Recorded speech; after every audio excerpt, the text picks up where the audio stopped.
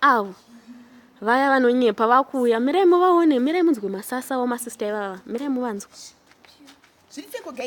Chitambire kave America. Tinofara makadii. Tauya izvezvi muri seiko? Ko makadzoka rini ko kuAmerica? Kuchi chakaitika? Ingwani wakati anzwa pa airport one.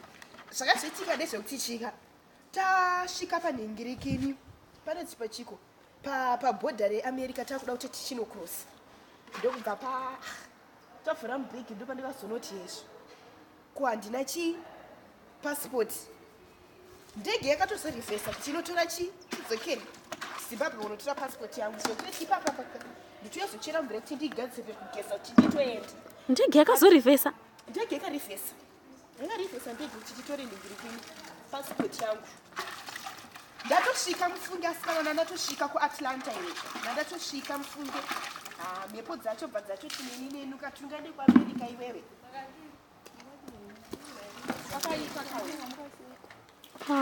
Saka ipapa handakutopedza zvangu ini tongonogeza ndenda kuti utodzokera. I think tatakutozoonana paEaster pakati. Mimi makuenda nei manje? Kune group rikoko Joya Celebration ndakanzi ndiuye kuzoimba kukwaya ikoko, saka vari kutondida big time. Saka ndifane tomboshaika. Saka pandege yakarivhesa mama kalenda pai? Yakarivhesa ndege pandikonoka yakazombonomira so ndobva patombobuda ladha rabuda ndandatombodzika ndini ndega ndakangoburuka chete asi vamwe vakaenda asi ini ndiri kudzokera ikoko. Alright. Saka muchanotigirei ikoko kuAmerica uko? Tinonoenawo. Tinonoena nezvakawanda. Sechi? Mavintage shoes, maVersace aya muchachiona. Muchachiona kana tadzoka zvinotaurwa here zvedu atimunotiza kuti tinochena. Tinochena isi. Okay. Kweri dress rinderi handisi kuriziva. Madress edu atinongoitisanawo maworks.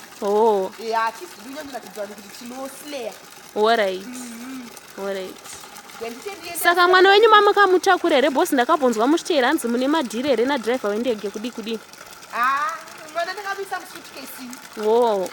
Ari kumberi ikoko. Tinoona kuAmerica ikoko. Mwana ari kusuitcase ndondo akatopfuura akakrosa bhodha reAmerica.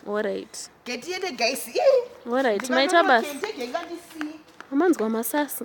Iwe akajera kukwira munhenzo.